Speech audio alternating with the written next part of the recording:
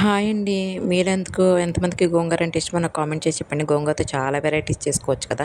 ఇక్కడైతే నేను గోంగూర రొయ్యల కర్రీ అయితే వండుతున్నా అండి. మీలో ఎంతమందికి రొయ్యల కర్రీ అంటే ఇష్టమండి? ఇట్లా నేను వీడియోలో చూపించిన విధంగా గోంగూర రొయ్యల కర్రీ వండితే టేస్ట్ అనేది చాలా బావుంటుందండి. ఫస్ట్ గోంగూర తీసుకొని నీట్‌గా క్లీన్ చేసుకోవాలి. అది నేను తీసుకున్నది 6 కట్టల గోంగూర అండి.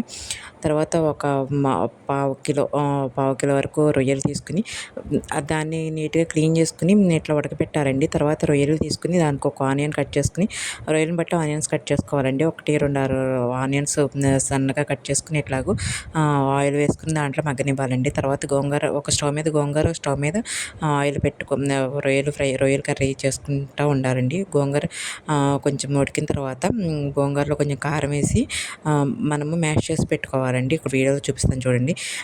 ఇప్పుడు గోంగూర కొంచెం ఉడికిన తర్వాత కొంచెం కారం వేసి కొంచెం వాటర్ పోసి కొంచెంసేపు ఉడకనిచ్చి దాన్ని మ్యాష్ చేసి పెట్టుకోవాలండి. తర్వాత ఇప్పుడు రొయ్యలులోకి ఆనియన్స్ పెట్టాం కదండి. ఆనియన్స్ మగ్గిన తర్వాత రొయ్యలు అనేవి వేసి అవి కొంచెం రొయ్యల్లో వాటర్ వస్తాయి కదండి. వాటర్ అనేది రొయ్యలు వేసిన తర్వాత కొంచెం జింజర్ గార్లిక్ పేస్ట్ వేయాలండి. జింజర్ గార్లిక్ పేస్ట్ వేసి మళ్ళీ కలిపి కొంచెం పసుపు వేసి మళ్ళీ కలిపి మూత పెట్టేస్తే మనకు రొయ్యల్లోంచి వాటర్ అనేది వస్తాయి కదండి. ఆ వాటర్ అనేది డ్రై అయ్యే వరకు రొయ్యలని అనేది బాయిల్ చేస్తూ ఉండాలండి. డ్రై అయిన తర్వాత కొంచెం సాల్ట్ వేయాలండి.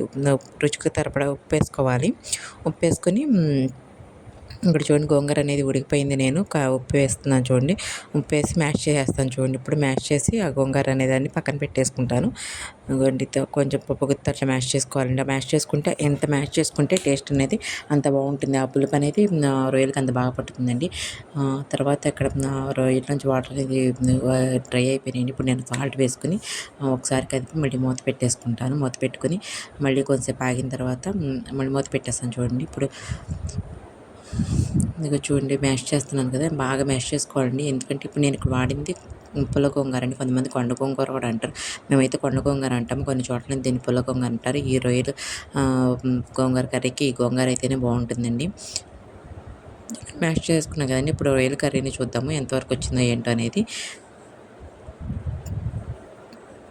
ఇప్పుడు చూడండి రొయ్యల కర్రీలో వాటర్ అనేది మొత్తం డ్రై అయిపోతుంది. ఇప్పుడు మళ్ళీ దీంట్లో కొంచెం కారం వేసుకొని కొంచెం వాటర్ పోసుకోవాలండి. చూడండి కొంచెం కారం వేస్తాను చూడండి. మనం రుచికి సరిపడంత కారం వేసుకోవచ్చు. కొంచెం తగ్గించేసుకున్న పర్వాలేదు. ఎందుకంటే మనం గోంగూరలో కారం వేసాము, ప్లస్ ఏంటంటే పచ్చిమిర్చి కూడా వేసాం కాబట్టి తగ్గించేసుకున్న పర్వాలేదండి.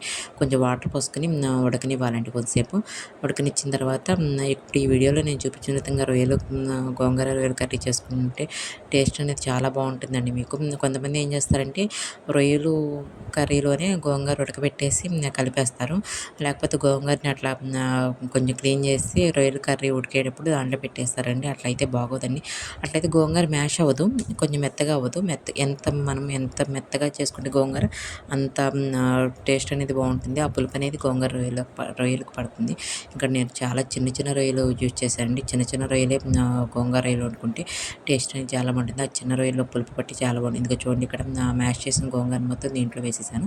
ఇప్పుడు దీన్ని కొంచెంసేపు స్టవ్ మీద పెట్టి తర్వాత మనకి పోపుకి వేరే గిన్నెలో కొంచెం ఆయిల్ వేసుకుని కొంచెం ఆవాలు, నేను ఫస్ట్ ఏం చేస్తాను అంటే వెల్లుల్లిపాయలు వేస్తాను అండి. కొంచెం వెల్లుల్లిపాయలు, ఆవాలు, జీలకర్ర ఉంటే కరివేపాకు, నా దగ్గర కరివేపాకు లేదని వేయలేదు.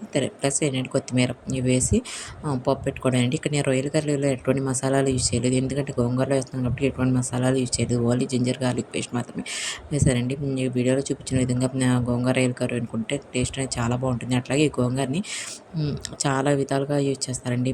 చికెన్ గోంగూర, మటన్ గోంగూర అన్నీ వండుతారు. కాకపోతే మా ఇంట్లో ఎక్కువగా రొయ్యలు గోంగూర అయితేనే తింటారండి. ఇంకా రొయ్యలు మళ్ళీ ఒకసారి చెప్తున్నాను. రొయ్యలు గోంగూర అనుకున్నప్పుడు మనం రొయ్య అనేది చిన్న సైజు తీసుకోవాలండి. బాగా చిన్న సైజు తీసుకోవాలి. పెద్ద సైజు అయితే తీసుకుంటే పులుపు అనేది ఆ గోంగూరలో పులుపు అనేది రొయ్యలకు పట్టదండి.